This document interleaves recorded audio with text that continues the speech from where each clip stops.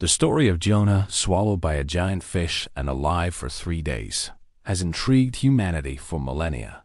Is it a powerful metaphor, rich in spiritual meaning, or a biologically possible event, awaiting a scientific explanation? Join us on this journey to unravel the mystery behind one of history's most fascinating and controversial narratives, exploring its biblical foundations, the limits of biology, and the richness of symbolic interpretation.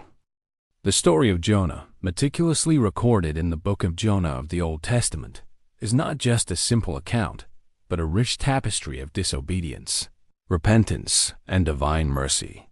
It all begins with a clear command from God for the prophet Jonah to go to Nineveh, the capital of the Assyrian Empire, a city known for its idolatry and wickedness, and prophesy against its evil.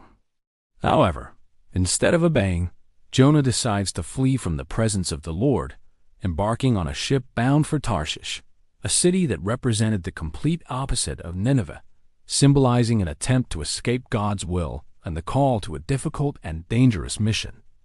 This escape, however, is dramatically interrupted by a great storm that befalls the ship. The sea rages furiously, and the desperate sailors, fearing for their lives, begin to throw cargo overboard. Realizing the calamity was of divine origin, they cast lots to identify the culprit, and the lot falls on Jonah. Confronted, he reveals his identity and the reason for his flight, asking to be thrown into the sea to quell the storm. It is at this crucial point that the narrative reaches its climax. Instead of drowning, a great fish, the original Hebrew phrase, dag gadol, is deliberately vague, referring simply to an aquatic creature of colossal size, and not specifically a whale, which wasn't even considered a fish in the Jewish categorization of the time, is prepared by God to swallow him. Jonah remains in the belly of this fish for 3 days and 3 nights, a period of deep isolation and sincere prayer, culminating in his release when the animal vomits him onto dry land, giving him a second chance to fulfill his mission in Nineveh. This exact duration of 3 days and 3 nights is a crucial detail that powerfully echoes in other biblical narratives of death and resurrection, most notably being associated with the resurrection of Jesus Christ himself. From this perspective, the primary intention of the book of Jonah is theological and didactic, not historical or biological in a literal sense. The narrative seeks to teach about God's sovereignty and limitless mercy, the importance of repentance, the universality of salvation, and the nature of the prophetic call. The great fish, in this context, is not a challenge to biology, but a miracle, a demonstration of God's power that transcends the natural laws he himself established. However, for a mind that seeks rational and scientific explanations, the apparent biological impossibility of Jonah's survival inside a marine creature continues to be a point of contention, instigating an analysis that transcends faith and delves into science. It is at this point of tension between faith and fact that our exploration deepens. To analyze the biological possibility of Jonah's story, we must first look at the true giants that inhabit the ocean depths. When speaking of a giant fish, the modern imagination often jumps to whales, particularly the blue whale, the largest living animal on Earth, which can reach over 30 meters in length and weigh nearly 200 tons. However, blue whales, like other large species such as humpbacks and fin whales, are baleen whales or mysticetes. Their anatomy is specialized for a type of filter feeding. They swallow vast volumes of seawater teeming with small organisms, such as krill, and use their baleen plates to filter the food, expelling the water. Despite the colossal size of their mouths, the throats of these whales are surprisingly narrow, typically measuring only about 15 to 30 centimeters in diameter. This means that while they can swallow millions of tiny organisms at once, the passage to the esophagus is physically incapable of accommodating an adult human, making Jonah's ingestion by a baleen whale an immediate anatomical impossibility. However, There is one marine giant that warrants more detailed analysis: the sperm whale. Unlike baleen whales, the sperm whale is an odontocete, or toothed whale, and is the largest toothed predator in the world. Its primary diet consists of giant squid and large deep-sea fish, which requires a much wider mouth and esophagus. Indeed, the esophagus of a sperm whale can be large enough to swallow prey the size of a human, although its digestive system is still not optimized for prey of that size in its entirety.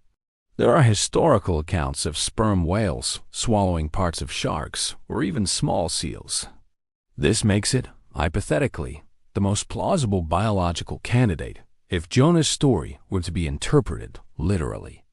Nevertheless, even if ingestion were physically possible, the internal environment of a sperm whale, or any other large marine animal, is profoundly inhospitable.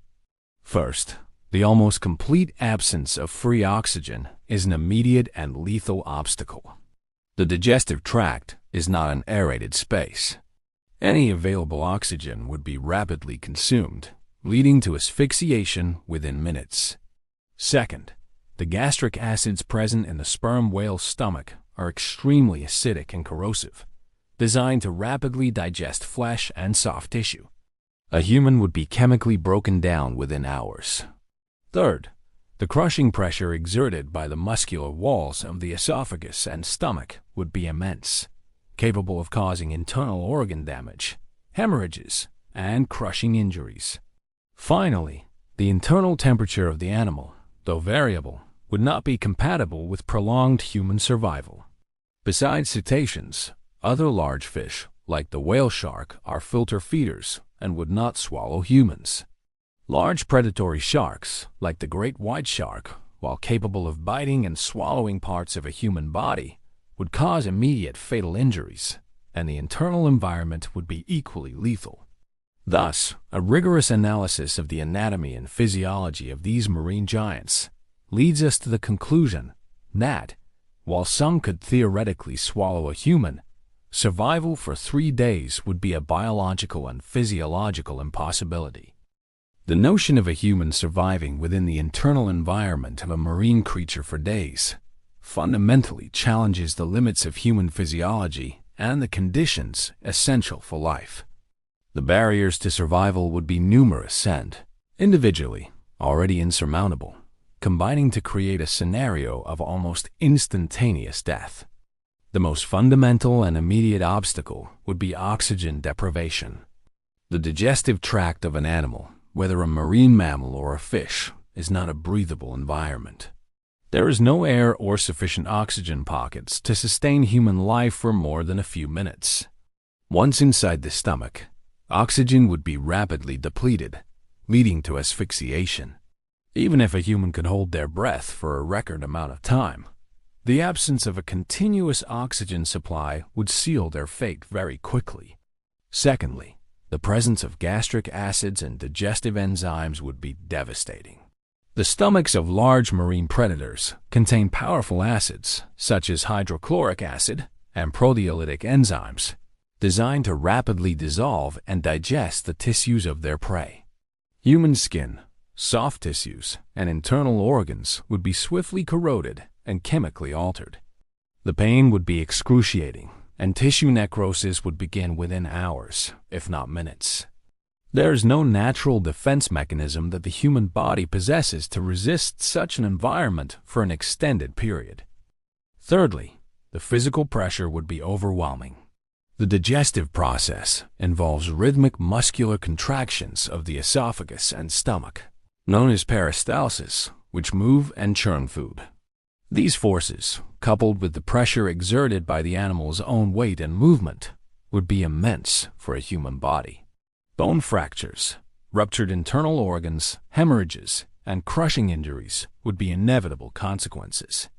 Furthermore, the internal temperature of the animal, which can differ from the ideal human body temperature, and the total darkness and extreme isolation would add layers of physical and psychological stress. While the human body is remarkably resilient and capable of surviving in some extreme conditions, such as long periods without food or water, in cold environments or hot ones, These capabilities operate within known and tested physiological limits. Survival for 3 days within the digestive system of a marine animal transcends these limits so radically that current biology and medicine consider it impossible. Any account of such survival, if not metaphorical, would demand an explanation that transcends the natural and points to a miraculous intervention. Throughout history, the fascination with the story of Jonah has led to a search for real-life cases that could in some way validate the biblical narrative. The most famous and widely circulated of these accounts is that of James Bartley, a British whaler. The story, which gained notoriety in the late 19th century, specifically in 1891, claims that Bartley, aboard the whaling ship Star of the East, was swallowed by a sperm whale during a hunt. Incredibly, he was supposedly rescued about 36 hours later when the sperm whale's carcass was being processed on board. Bartley was reportedly found unconscious inside the animal's stomach, still alive, but with his skin horribly whitened and wrinkled by the action of digestive juices, and his mind supposedly disturbed by the traumatic experience. This account was published in newspapers and magazines of the time, fueling the belief that Jonah's story could have a real-life parallel. However, a more in-depth and critical investigation has revealed that the James Bartley case is, with high probability, an urban legend or a myth from the whaling era.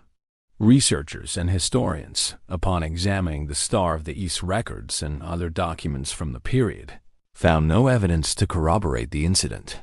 The captain's wife, in particular, vehemently denied that such an event had occurred aboard. The absence of official records for a crew member named Bartley on the ship at the time of the alleged incident, and the lack of any reliable forensic or eyewitness testimony, lead to the conclusion that Bartley's story is fictitious. Beyond the Bartley case, there are a few anecdotal accounts of fishermen or divers who had extremely close and dangerous encounters with large marine animals, even being briefly swallowed or caught by the mouth of a whale or shark before being quickly expelled or escaping. For example, in 2021, a lobster diver off Cape Cod, USA, claimed to have been swallowed by a humpback whale for a few seconds before being spat out, suffering only minor injuries. Such incidents, while shocking and extremely rare, are of very short duration and usually involve baleen whales in their feeding mode, not intentionally swallowing humans. They do not involve remaining in the digestive tract, and certainly do not result in survival after days of exposure to gastric acids and oxygen deprivation. Therefore, the search for a verifiable parallel for Jonah's story in biology and in the history of real incidents yields no conclusive evidence. Science knows of no case of prolonged human survival within a marine animal. This reinforces the exceptional and, for many, miraculous or metaphorical nature of the biblical narrative, positioning it firmly outside the bounds of naturalistic and verifiable explanation. If biological analysis leads us to a dead end regarding the literalness of Jonah's story, the metaphorical and symbolic interpretation emerges as the richest and most consistent approach to unraveling its profound meaning. In religious and literary traditions, it is common for narratives to contain fantastical elements, hyperboles, or events that defy everyday logic, not for the purpose of deception, but to convey profound and impactful spiritual, moral, and existential truths. Jonah's journey in the belly of the fish can be seen as a powerful metaphor for a period of deep isolation, trial, internal reflection, and, crucially, repentance and transformation. The belly of the fish is not a biological stomach, but a symbolic space of darkness, despair, confinement, and, paradoxically, rebirth. It is in this claustrophobic and symbolically deadly environment that Jonah is forced to confront his own disobedience to God, his pride, and the futility of trying to escape divine will. It is there that in his deep and anguished prayer, he turns to God in total contrition and surrender, crying out for salvation. This period of darkness and supplication represents a symbolic death of the old Jonah, the rebellious and reluctant prophet, leading to the birth of a new Jonah, obedient and humble. This symbolic interpretation emphasizes the central theological message of the book of Jonah, God's limitless mercy, which not only offers forgiveness to a disobedient prophet, but also extends His grace to an enemy and Gentile people like the Ninevites, showing that salvation is universal and not restricted to a select group. The great fish, in this context, is not a biological challenge, but an instrument of God, a symbol of divine power over nature, and God's ability to use even the most extraordinary and incomprehensible means to fulfill His purposes and bring His servants to repentance and mission. Instead of clinging to a literal interpretation that science refutes, the metaphor invites us to explore the rich layers of spiritual, moral, psychological, and prophetic meaning within the narrative. The story thus becomes a powerful reminder of divine omnipotence, the importance of obedience, the vastness of God's grace, and the capacity for renewal and redemption, even in the most improbable and darkest circumstances.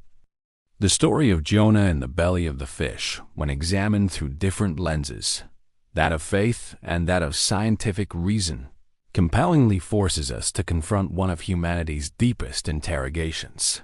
How do we reconcile what is biologically improbable with what is spiritually significant? This tale is not merely a challenge to our understanding of the natural world, but also a reflection on the nature of knowledge, the validity of faith, and the interpretation of sacred texts. For scientific reason, which operates under the principles of observability, testability, and repeatability, the survival of a human being in the internal environment of a large marine animal for 3 days is unequivocally impossible. The laws of physics, chemistry, and biology that govern life on Earth, the necessity of oxygen for cellular respiration, the corrosive action of gastric acids, the forces of pressure, are universal and immutable in our current understanding. Science seeks natural explanations for observable phenomena, and in this case, a natural explanation for Jonah's prolonged survival simply does not exist within our current paradigm. Science, by its very methodology, cannot prove or disprove a miracle, for a miracle, by definition, is a suspension or transcendence of natural laws. However, for religious faith, which often operates in a domain that transcends logic and empirical proof, biological impossibility is irrelevant. Faith is the belief in what is unseen, the acceptance of revealed truths that may challenge human reason. For the believer, the story of Jonah is proof of divine omnipotence, of God's ability to operate beyond the laws He Himself established for the universe. The great fish is not a mere animal, but an instrument of divine will. The event is not a natural phenomenon, but a direct divine intervention, a miracle that demonstrates the power of a Creator who is not limited by His own creations.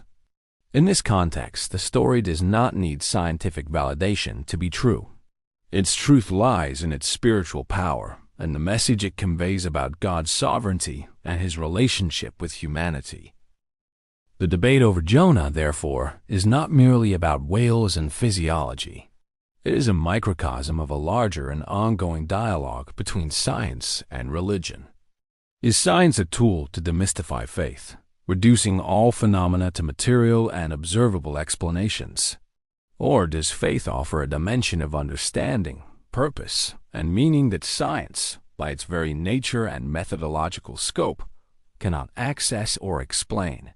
The story of Jonah, in this sense, is a symbolic battleground, but also an invitation to reflect on the coexistence of these two powerful ways of understanding the world. It reminds us that, regardless of our perspective, the universe and human narratives still hold mysteries that transcend our complete comprehension, and that the line between the credible and the supernatural is often a matter of where we place our lens of observation and what kind of truth we are seeking.